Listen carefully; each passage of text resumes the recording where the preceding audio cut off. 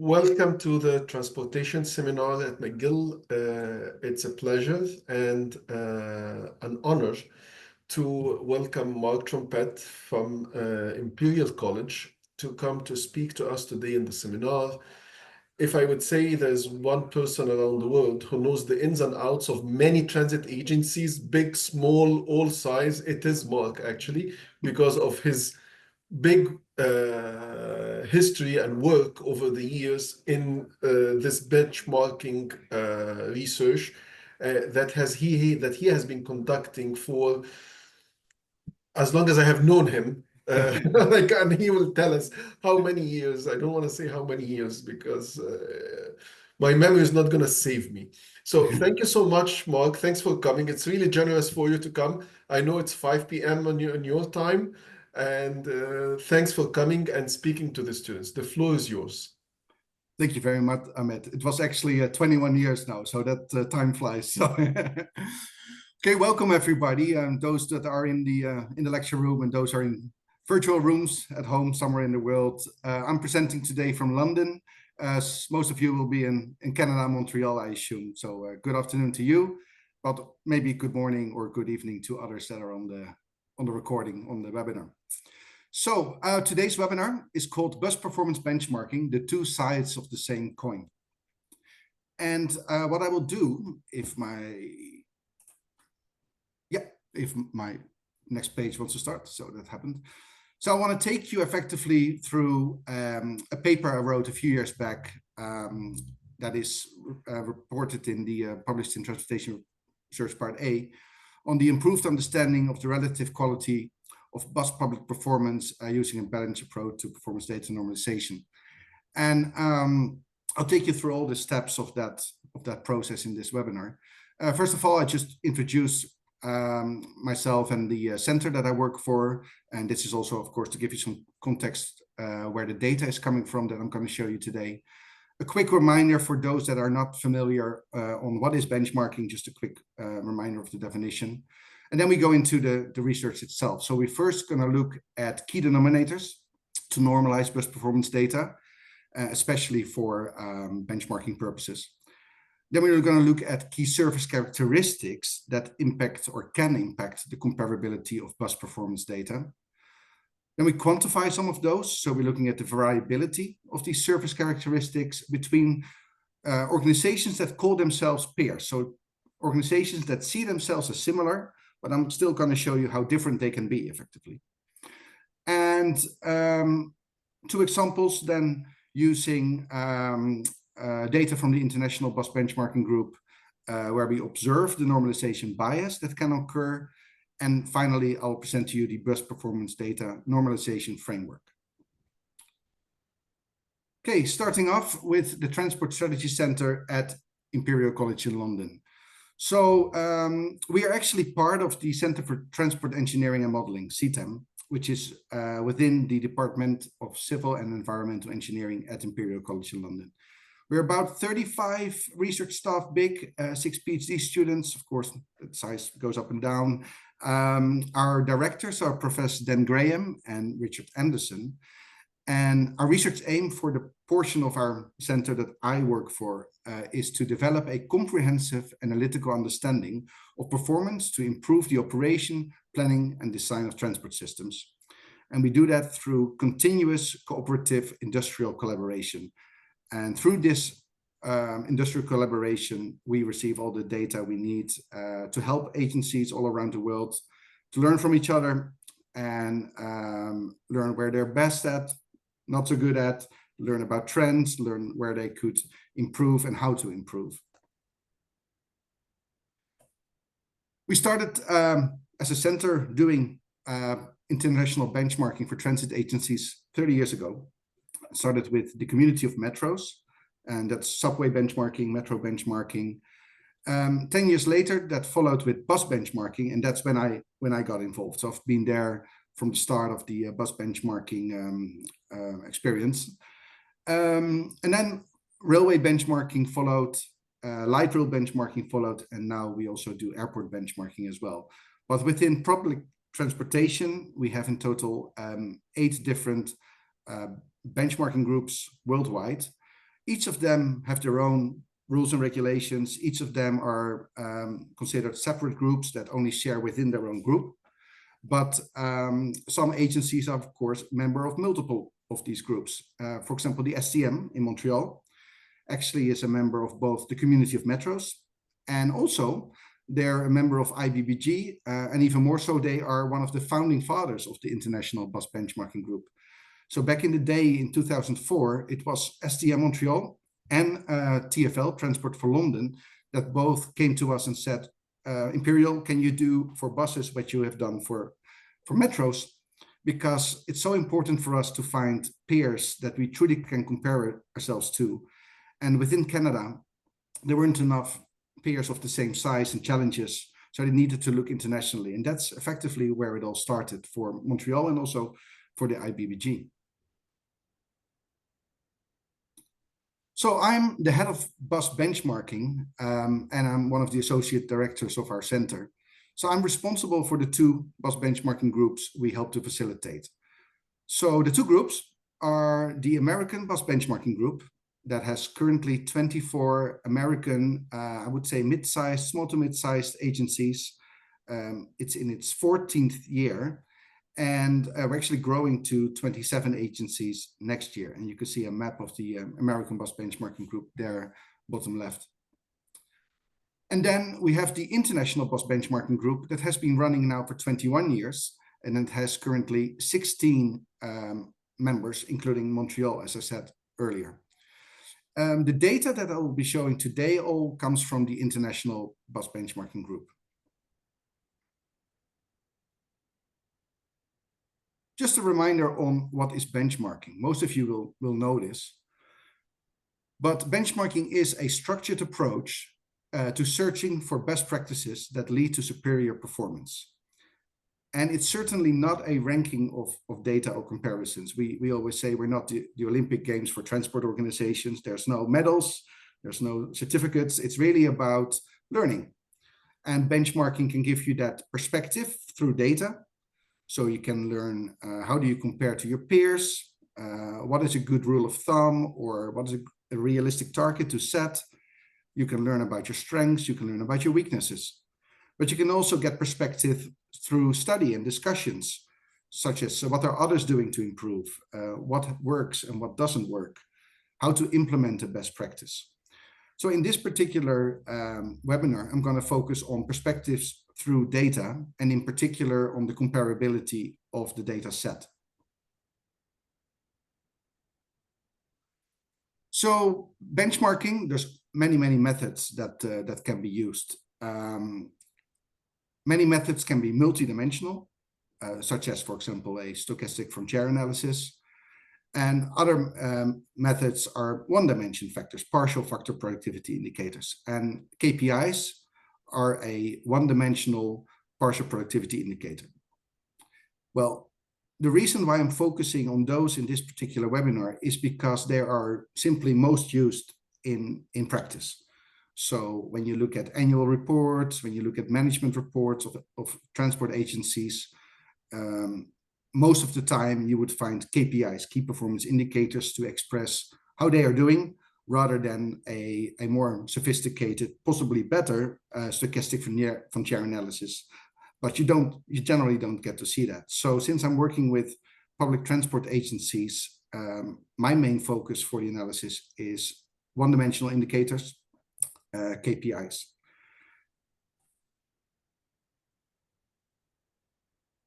Okay, moving on to identifying key denominators to normalize bus performance data for benchmarking purposes. So in the International Bus Benchmarking Group, all the agencies that are a member really consider themselves peers. They consider themselves organizations that can be compared against each other. And that's because they operate similar service in very large, dense urban areas. They're all very important modes of transport within their cities. And very importantly, they share similar challenges. But as you can see from that example graph to the right, there can be, even within organizations that consider themselves very similar, many differences, such as differences in ridership, differences in fleet, differences in labor force, etc. So this graph here, as an example, shows for the 16 current IBBG members, in the blue bar, their 2019 bus ridership, expressed in annual passenger boardings, and in the red bar, the 2023 bus ridership. The dotted line represents the 2023 average. As you can see here, there's a really big variety with smaller agencies coming from Dublin, Lisbon, Brussels, Washington, D.C., Seattle, Ottawa, and Kuala Lumpur on the right side of the spectrum, all the way up to very large agency in terms of ridership like Berlin, Paris, New York, Istanbul, and London. Well, because of these size differences, we need to normalize performance, and we need to therefore identify normalization factors that can do that best. I'll move on to those in a second. I just want to make an interesting point that this graph allows me to make, and that's the difference between the 2019 ridership, which is pre-pandemic, and the current ridership, 2023. And you can see in most cases, the 2019 bar, the blue bar, is still higher than the current ridership, the 2023 bar, but it's coming together. So of those 16 members on the slide, we currently have 2 agencies, Istanbul, 3 actually, Istanbul, Dublin, and Brussels, for which ridership has now surpassed their 2019 pre-pandemic number. And for all others, it's getting there. We're group-wide on 92% recovery in terms of pre-COVID ridership. So it's going well. Okay, going back to normalization factors. So there's multiple areas we can normalize for. So say we want to normalize for ridership.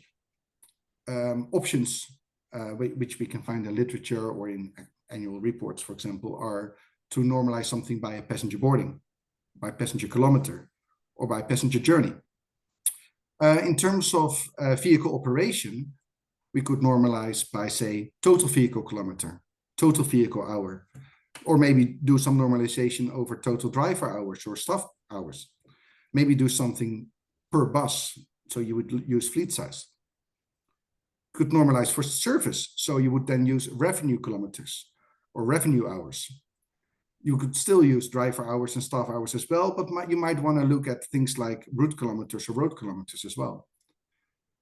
Then in terms of vehicles used, of course, there are different sizes of vehicles out there. So you could look at seating capacity kilometers as a normalization factor, or service planning capacity kilometers.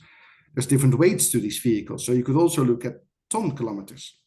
And I have examples of those in more detail later in the presentation. And then for labor differences, of course, you could look at staff hours, for example, driver hours or maintenance hours, or you could look at labor activities such as vehicle maintenance or driving. And for all these normalization factors, you could look at actual results, yearly results, or you could look at scheduled results. You could look at in-house activities only, or include also outsourced activities. You could look at paid versus unpaid, especially in terms of labor, for example. So by using one of these normalization factors, you would create a KPI. For example, you would look at operating cost per vehicle hour, or you would look at revenue received per passenger kilometer. You would look at staff injuries per million staff hours, or maybe fuel used per ton kilometer. So these are all ways to normalize. Now, keeping that in mind, we're now moving to identifying key service characteristics that can have an impact on comparability of bus service data. And I'll bring back those normalization factors later. So as I said earlier, those agencies within both the American Bus Benchmarking Group and the International Bus Benchmarking Group, they all consider themselves peers. They consider themselves similar organizations. But there are service characteristics, for a better word, that really can differ significantly for all these organizations. And we have, through working with 40 agencies over 20 years, we have identified 5 what we call service characteristics that are quite variable and are also impacting the ability to normalize bus service performance. And these 5 are passenger trip length. That is the average distance a passenger rides a bus each time they board a bus. Then there is network efficiency. That is the proportion of total vehicle kilometers that are in revenue service. So that means allowing passengers to ride. Or you could use the inverse, that is deadheading kilometers. So that is the proportion of all vehicles kilometers that are without passengers. Third service characteristics is commercial speed. So that's the bus speed in revenue service, which includes the time stopped for lights and bus stops, traffic, but excludes layover time at the end of the trip.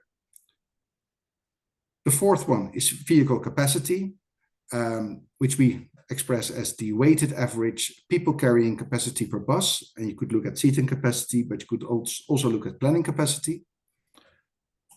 And then vehicle weight. So effectively just how heavy vehicles are. And there is some interesting differences there as well between organizations.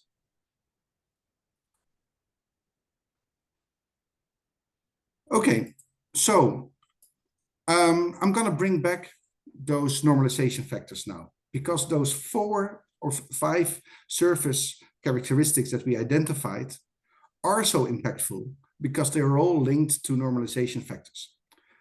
For example, trip length, of course, is passenger kilometers divided by passenger boardings. That would create trip length. And passenger kilometers and passenger boardings are 2 commonly used size normalization factors for performance benchmarking. Looking at network efficiency, there is revenue vehicle kilometers or deadheading kilometers divided over total vehicle kilometers. Again, normalization factors often used. Commercial speed, of course, is the difference between revenue vehicle kilometers over revenue vehicle hours. Then going to vehicle capacities, looking at both seating capacity and planning capacity, which is seating plus the amount of standees agencies plan for.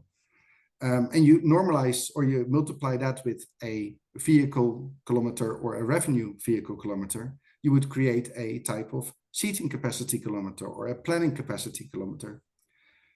And lastly, with vehicle weight, you would create a ton kilometer, which you can normalize. So the reason why those 5 surface characteristics are so impactful is because they have links with commonly used normalization factors. So let's quantify some of those and give you some example of how variable surface characteristics between organizations that call themselves similar can be. So this table outlines the 5 surface characteristics that I've shown earlier. We're using here 2022 data for the International Bus Benchmarking Group. And included are the 16 agencies that you saw in the map earlier, but I also was able to include data for 2 agencies that are no longer member of the IBBG, which are Moscow and Sydney. So they are included in this table too. That's why we have an N of 18, maximal sample of 18 here. So for each of these surface characteristics, we'll have the average. So for example, for network efficiency, expressed here as the percentage of deadheading kilometers, the average is 13.5%. So 13.5% of all vehicle kilometers operated is effectively without passengers on board. But that ranges from only 6.6% all the way up to 23.6%. Standard deviation of 5.6 and a coefficient of variation of 0.41. So this table is ranked on the coefficient of variation. So these 5 surface characteristics are in order of variability. So they are network efficiency in that order, then passenger trip length, then vehicle capacity, especially seating capacity. Then we're going to commercial speed, and finally, average vehicle weight.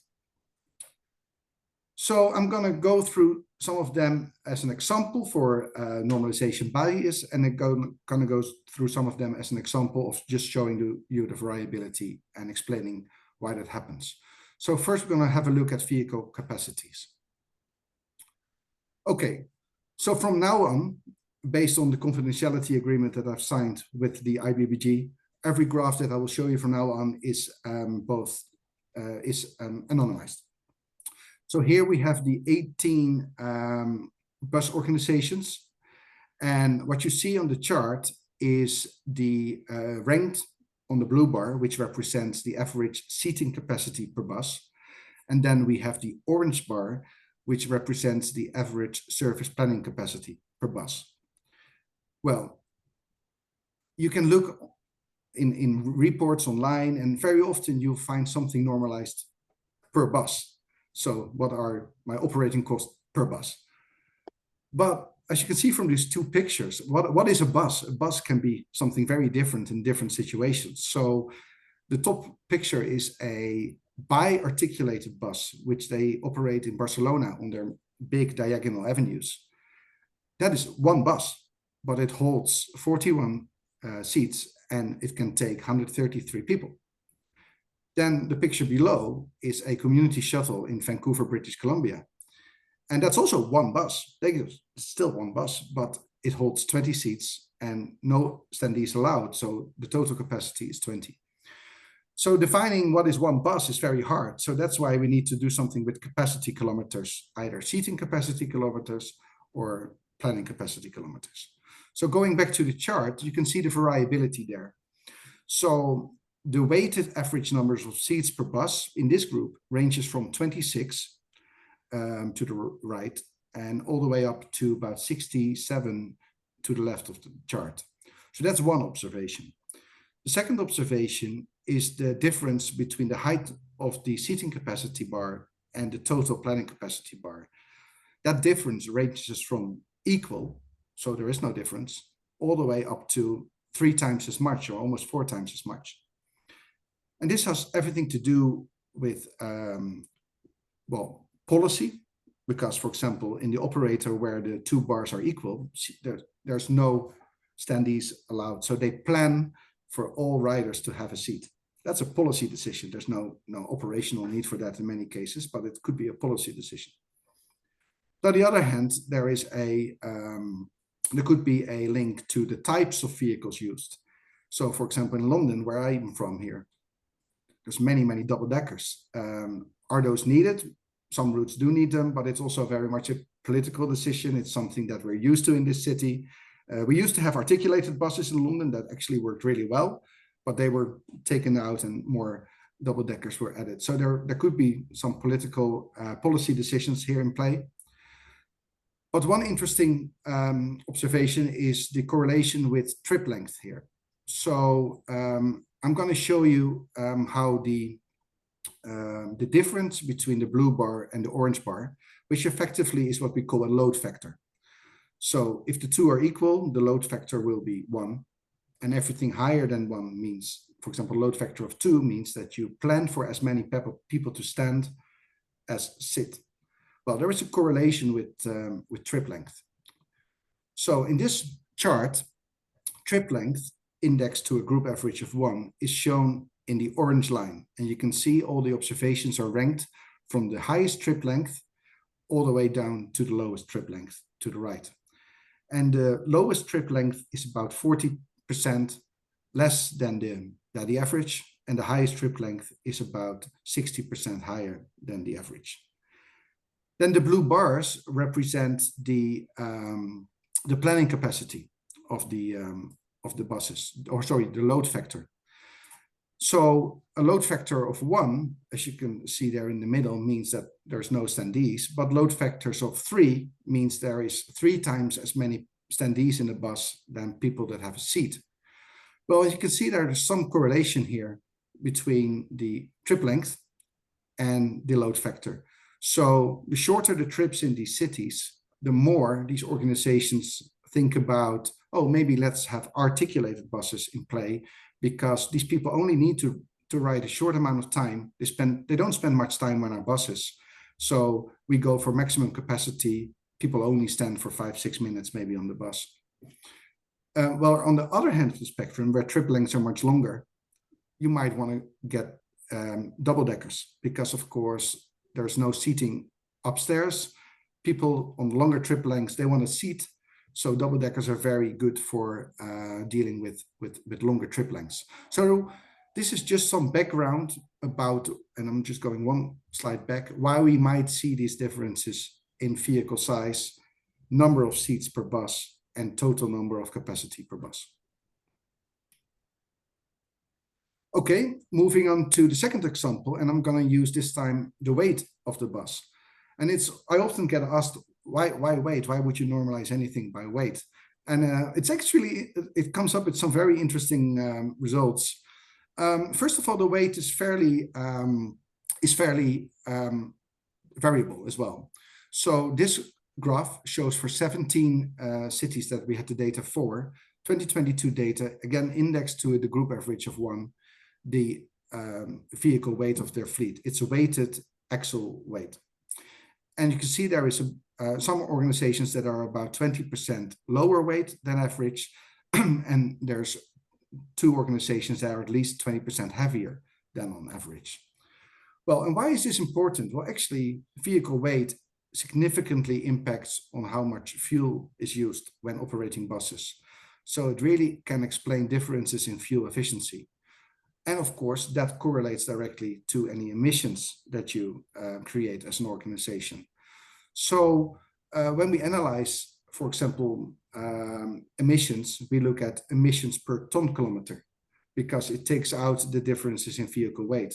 We also look at emissions per passenger kilometer. We also look at emissions per vehicle kilometer.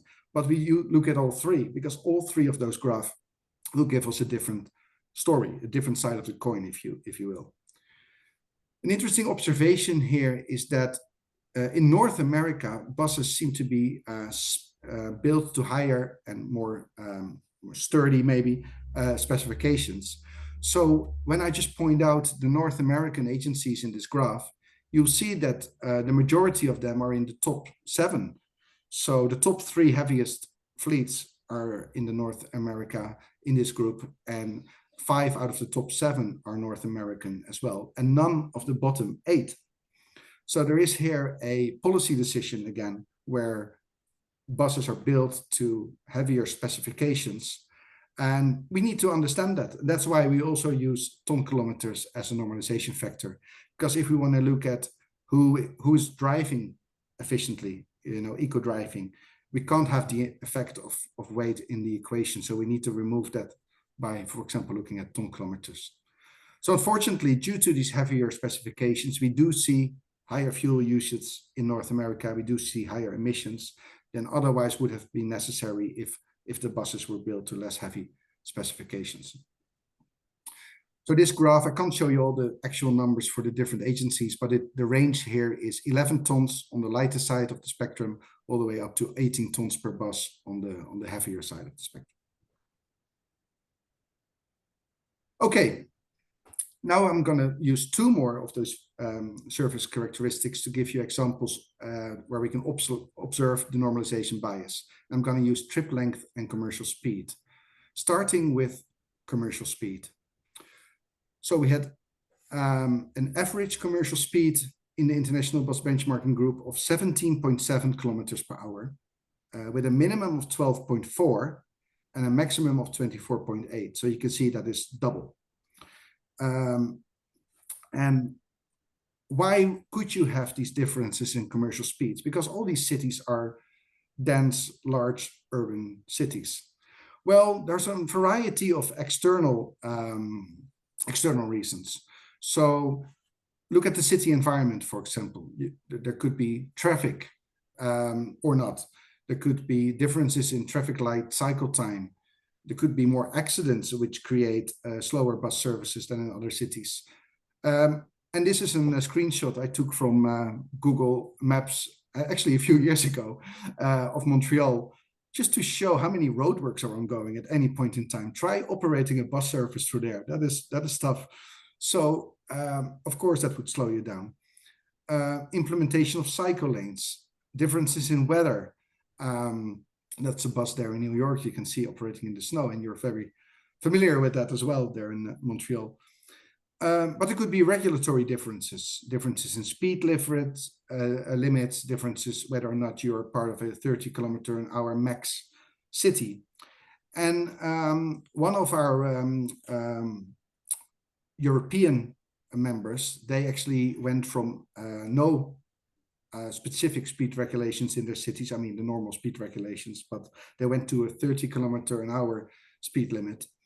And they saw a speed reduction of 5% at the rush hour and a speed reduction of 10% if you look at the whole span of operations. So these policy changes are significant.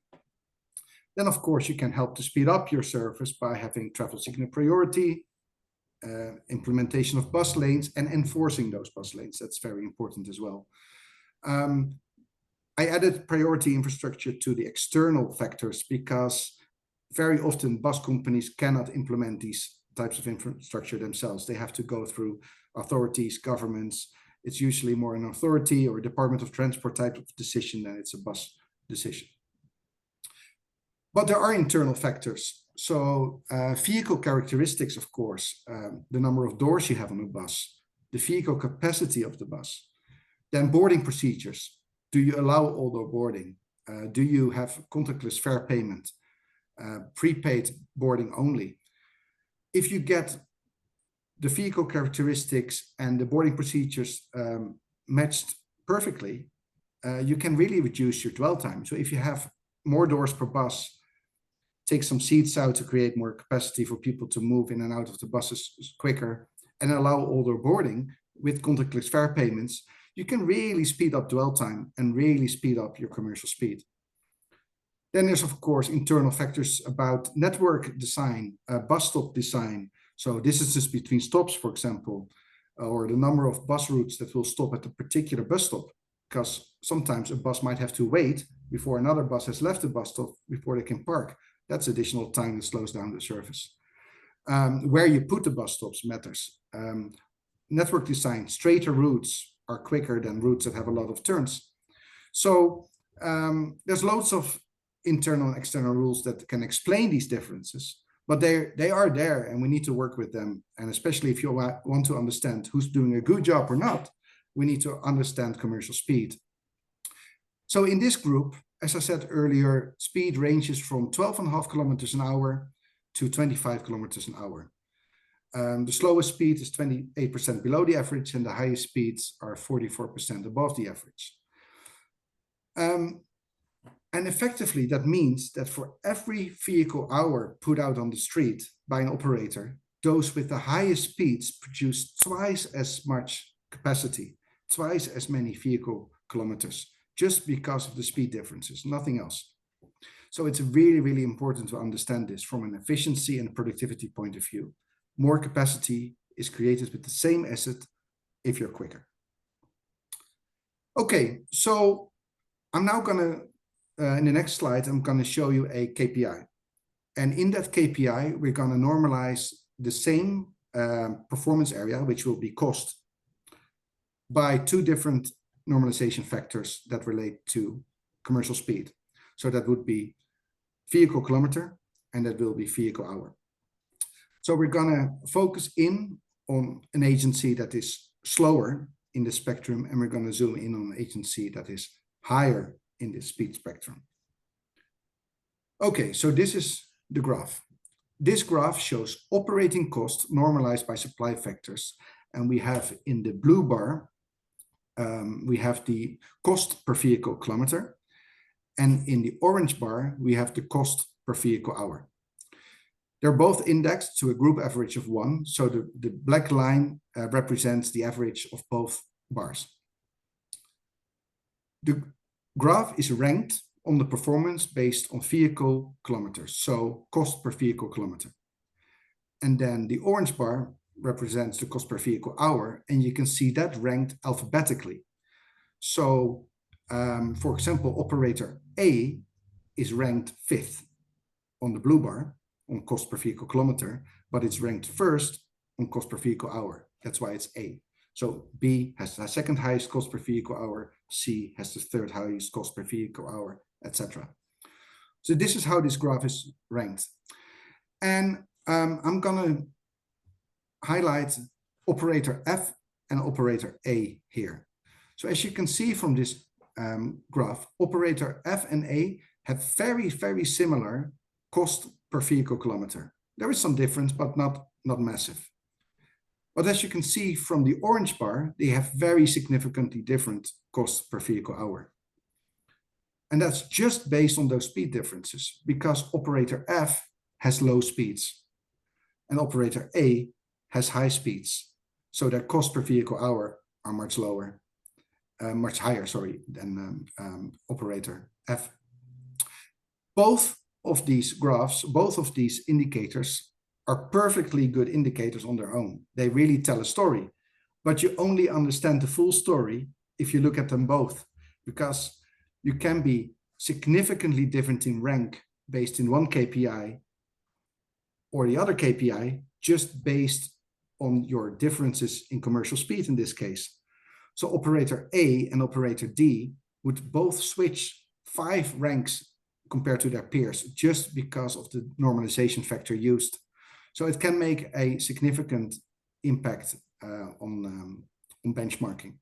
And understanding that these 5 surface quality areas, surface characteristics are the most impactful is really helpful. So this is commercial speed example. I'd like to move to the last example, which is trip length. So trip length, again, represents every time someone boards a bus, how long will they stay on that bus? And in the International Bus Benchmarking Group, that ranges from 2.5 kilometers for the shortest trips, all the way up to 8 kilometers for the longest trips.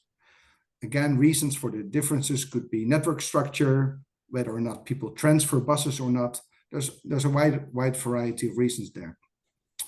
But it's very variable, as you can see. So the shortest trip is only 30% of the longest trip. So we're gonna take a look at, again, someone with a very short trip and someone with a very long trip. And we're using the same performance area, which is operating cost, where now we're gonna normalize it by 2 demand factors, because of course trip length is made up of passenger boardings and passenger kilometers.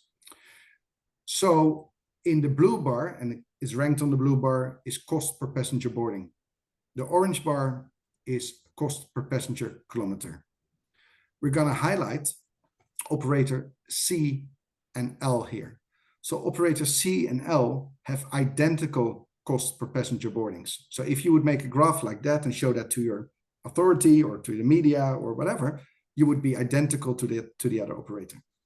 But by just switching to the other normalization factor, cost per passenger kilometer, you would see a very, very, very big difference between those 2 operators, where C has 3 times the cost compared to L in cost per passenger kilometer.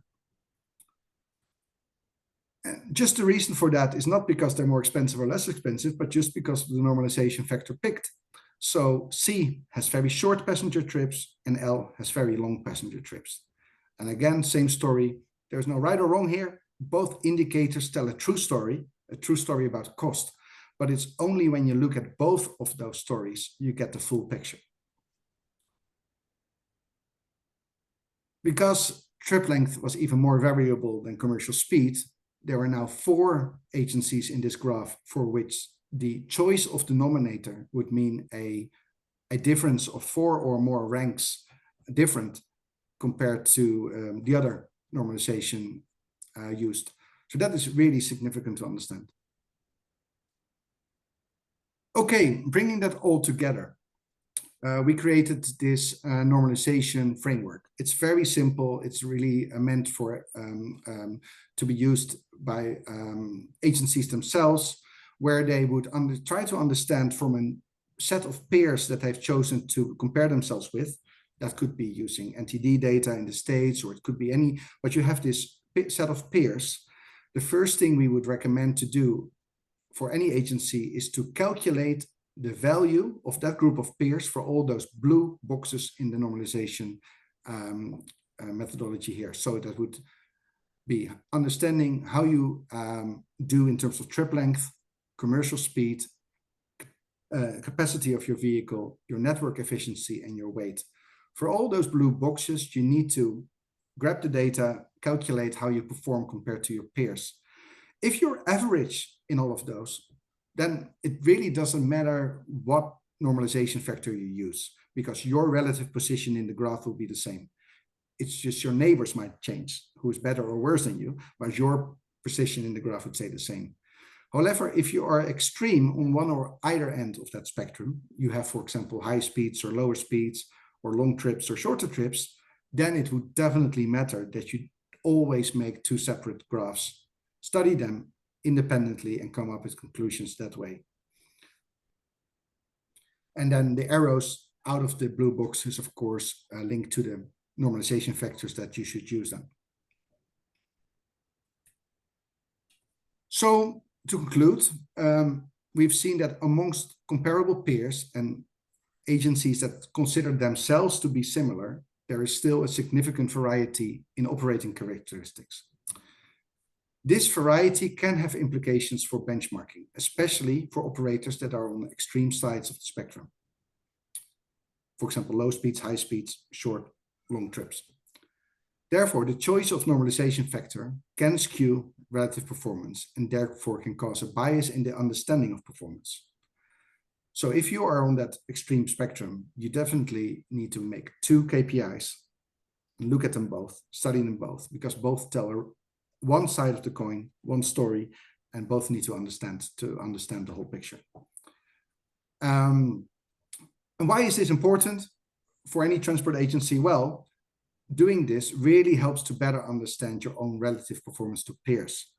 If you're extreme, your location and graphs might swap, you might move up or down, and understanding where you stand is really important. Then there is improved learning.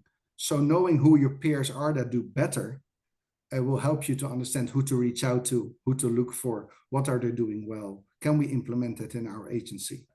So it's helping you learn, it's helping you ask the right questions. Then improved target setting. So often targets are imposed by authorities or regulators, governments, but making graphs showing authorities two sides of the coin will help you to lobby for more realistic targets. It will also help you set your own more realistic targets in a better way. There's more informed discussions possible with authorities and governments if you can show them the two sides of the coin. They might only know one. They might only realize that one side, not the other side. Same with the media and other external stakeholders, where often media would, especially in Montreal, I've understood there is some tough media, and they would maybe pick the wrong side of the coin for you, but you are then able to counteract that with a story showing the other side. So understanding this is just really helpful. That was the end of my webinar, actually. I'm not sure how I did on time, but I hope I kept your attention and that you learned something of today's seminar. And I'm very open to any questions you may have. Thank you so much. Thanks, Mark. This is really interesting and engaging, and it's a very nice topic, and I always think about it. And let me start by asking you the first question till people start posting their questions online. So when you present this work to the different agencies, how are they receiving it? Because some agencies don't like to be told what you're doing is not the best, or your policy might be long, like they're doing. So as you see, some of the agencies are using very long routes, leading to a little bit more inefficiencies in there. How do they receive that? Well, it's a good question, Amit, and it's a challenge when I do these presentations. I mean, it sounds maybe not right, but it's really true. Nobody is good at everything and nobody's bad at everything. So when I do these presentations, I show them a selection of graphs, KPIs over the different areas of the balanced scorecard. So we would look at productivity, we would look at safety, we would look at finance, we would look at customer indicators. And it is true, some agencies are better than others, and I will, of course, because it's my role to teach them, but I will tell them where they can improve. But for example, organizations that are really, really punctual, very good on-time performance, they have invested in that. They have spent money on that. So they will perform poorly in finance. It's a choice. They will be lower on the finance indicators, but they have something to show for it. They might be more reliable, they might be more regular, and of course, the safest bus has never left the depot. So there's all these balances that happen, and but it's true. And I always end with this story that I'm now telling you as well, because sometimes organizations get a bit deflated when I tell them where to improve, but it's not punitive. It's all meant to learn. And there is always on the last slide at least 3 or 4 indicators where someone is best, just because they are worse than others, and that's the truth. Okay, let me ask for so Nicholas, who's taking the class for credit with us, is asking. So he wants to know, how good are you when you see the key performance indicators? When you see one, do you know that this is in Asia, this is in the US? It's clearly with the weight you can tell. Well, I know exactly who is who, of course. Without that, so you know what's ABC without even looking at them. So he's saying, Yeah. you know, if you see, let's say, an agency that you haven't seen before, you can tell me, let's say Portland, Oregon Climate is not part of your benchmarking, and you see the fleet size. Would you say that this is North America versus somewhere from the Netherlands? Actually, there are cultural groupings in certain KPIs. But in these large, dense urban environments, we do see more of a mix. We really do see that. I mean, fuel efficiency, unfortunately, yeah, is one that is easier to identify than in North America. Yeah, but no, I do see more of a mix, and it's not always immediately obvious where which agency comes from which continent, for example. Okay. But just to reiterate, within the benchmarking groups, of course, all the transit agencies get to see the full graph with the full data. They inside the groups, it's completely open and honest information sharing. So they know where they stand, and they know exactly where they are doing. And one of the numbers that struck me was the table you showed with the deadheads. Yeah, the variance in the deadheads is so big, and that itself is interesting to me. We have a question from Anna. Had 2 questions. There's another one up, but I have to take my time to read it. But let's talk about Anna's. What do you believe are the impacts of bus fleet electrification will be on some of these KPIs? Like, how is because some are modernizing their things, so the weight are totally different now for the electric buses versus others, and the speeds of the electric buses are different because of the weight as well. Yeah, no, it's a very good question, a very timely question, and we're just starting to see electrification in this group really, taking momentum. We have 3 agencies in the IBBG that have now 15% of their fleet with zero emission buses. Most of them electric. Some are trialing some hydrogen, but it seems to be mostly electric. And the group average is 5.7% of the fleet. And so it's early days still, but we're expecting to see reliability of the electric fleet has been pretty good, actually. That has been so we don't necessarily see more MDBFs, mean distance between failures, or stuff like that. There could be speed differences indeed, heavier vehicles due to the batteries, but also if there's opportunity charging, there might be longer layovers at the end of the run. There might be we might see increases in cost because at the moment replacement ratio is 1-to-1. So you would take one diesel bus out and replace it with one electric, but you can only do that now when you have time to charge those buses, because there is still a diesel fleet. And the moment we scaling up, we might see replacements of that you need 10% more electric buses than diesel buses. Space, of course, depot space. You need more space to park electric vehicles. You might need to build new depots for that infrastructure. So we might see increased costs as a result of the electric vehicle fleet.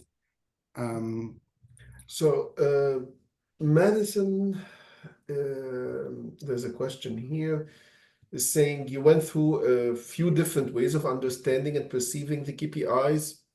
But the question here, which one do you think is the best, or which KPI is the best? I think I know the answer, but Well, yeah. So the answer is that you should look at two KPIs and study them both.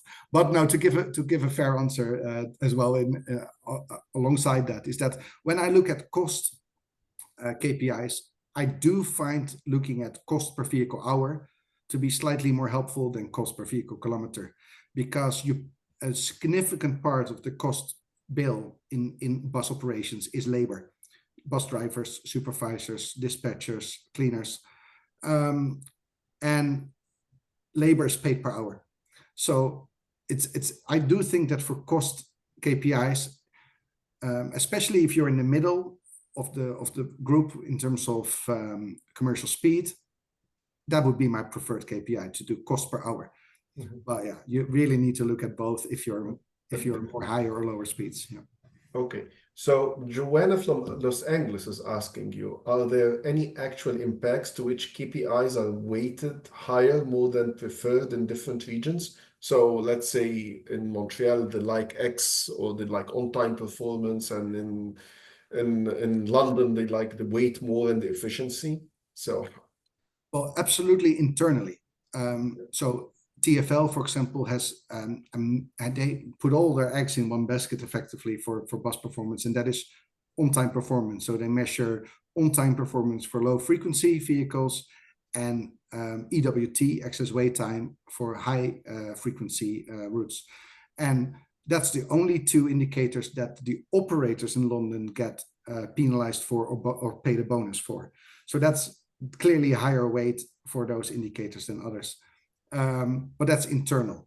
So internal organizations can have different weights for different indicators. But in our group, we don't weigh. So we don't create indexes in which certain KPIs count higher, more than others. Okay. We go back to the battery electric buses, and Bogdan from Iowa is asking you about if you have generated any reports recently on the battery electric buses. Well, I mean, your benchmarking that your group is working on. Yeah, we actually have just completed a very large study on bus operations and safety, fire risk, and we're now working on a study on electric kind of systems integrations and knowledge. So the training involved, the systems involved, but unfortunately for everybody on the call, all those reports are for the eyes only of the IBBG, so it's confidential, those documents. But it's great that we do them, because it helps all organizations to not make the same mistake.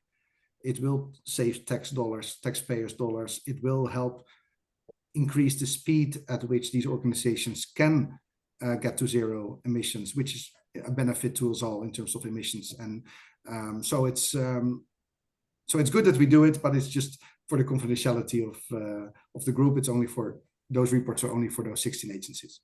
Okay, I'll ask the last question, which comes from New York, from Layla, who is also working with various agencies around the world, because she's working from a scheduling company, and she's asking about, how do you see the different trends between operators and agencies? What are trends you see, differences between the way of thinking between operators? What are the main differences you have seen in your experience? Well, one I'd like to point out is that we are moving slowly in some agencies from operating buses to moving people.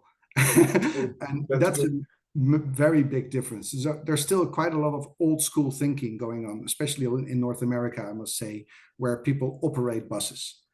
And the bus needs to be on time, not the passenger. So the indicators are focused on bus on-time performance rather than passenger journey time or journey time variability or something like that. But there is more forward-thinking agencies that look at, we're transporting people, so we need to focus on people indicators. So that's one big one, I would say. Then there is massive differences in level of innovation. So Asia, for example, is good in innovations. Singapore is, they do great stuff with innovation. So the level of innovation is also a difference culturally. there's one last question that came. I'll ask it and then we'll end. It's how closely aligned are ABBG and IBBG?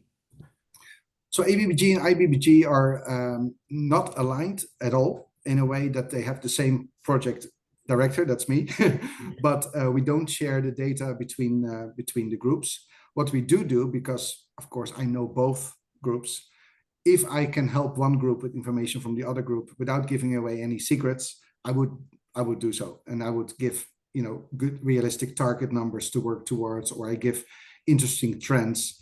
And in some cases, we are allowed to share everything. Like when COVID happened, there was multimodal and in between ABBG and IBBG group sharing on keeping people safe, keeping drivers safe, keeping passengers safe. And of course, when we talk about these things, confidentiality rules go out of the window because it's about saving lives. So that's where a lot of sharing happened without any limit.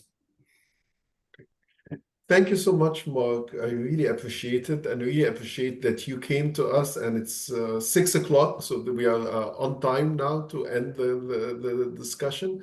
So it was a pleasure to have you, pleasure to see you online, and hopefully we'll see you at TRB, and maybe one day we'll bring you into Montreal to give I us. will be there, TRB. See you there, and thank everybody Yeah. for your Thank attention. you. Thanks. Bye. Bye-bye.